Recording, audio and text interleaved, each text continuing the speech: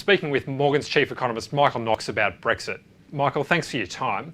It's been 1 week since the referendum. We've got political turmoil in Europe, a potential recession underway in the UK, yet UK equities are actually up. What exactly are investors dealing with Brexit? What we have is a political crisis rather than an economic one, and that political crisis has generated a short-term market shock, a shock which might continue a little bit longer. I think it's too early to assume that it's been absorbed by the market.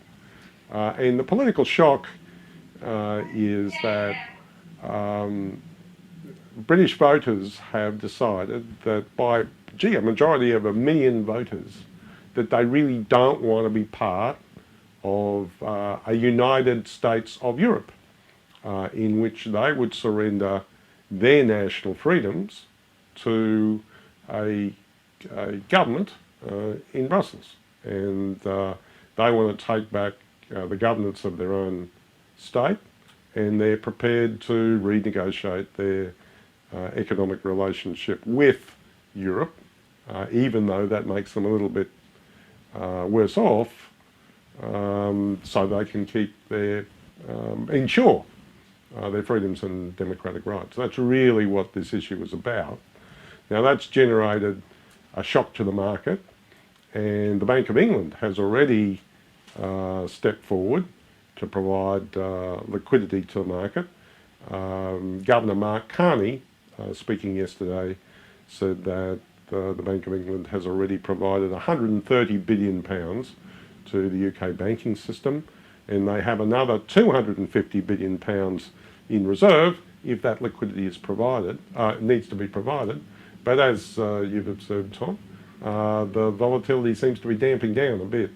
Mark Carney also says in his statement yesterday that the Bank of England Monetary Policy Committee will be assessing how things are going at its next meeting in the middle of July, which I think is on the 14th of July, but they'll make a full assessment a month later in August. Now, what we think is going to happen is the Bank of England will provide monetary stimulus or general stimulus to the economy in terms of a resumption of quantitative easing. That means they'll be buying more assets and generate easy monetary policy, so just to make sure that any reduction in growth in the UK economy is as short-lived as possible. It's quite interesting that markets are already starting to absorb the volatility around Brexit, as they have done before with the US debt ceiling and other European sovereign debt crises. So what exactly are the longer-term risks around the Brexit? Well, what this actually is a really good old-fashioned sterling crisis.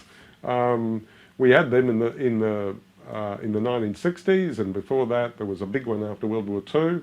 There was one in 1992 when sterling collapsed out of the European exchange rate mechanism because of shorting by George Soros.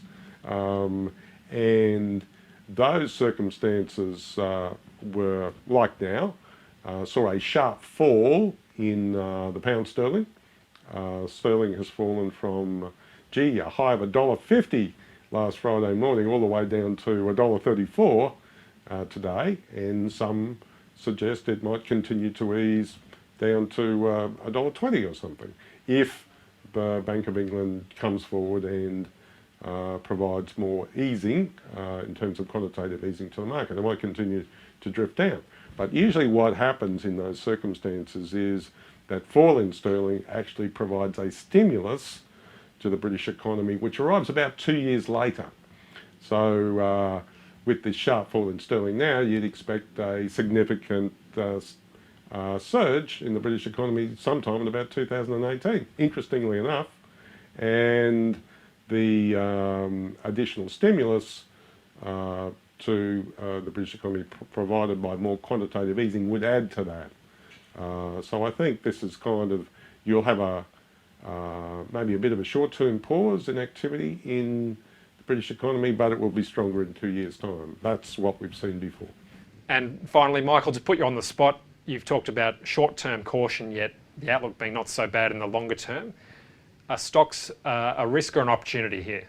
Oh, I think it's an opportunity for people domestically in Britain to gain exposure. But I'd kind of like to see, if you were an external person investing in Britain, I'd kind of like to see what the Monetary Policy Committee actually says. You know, the 14th of July isn't that far away, and what they're actually going to do and where sterling is going to settle. But like I say, in 2 years' time, I think the rich economy will be much stronger than it currently is. Michael, thanks for your time.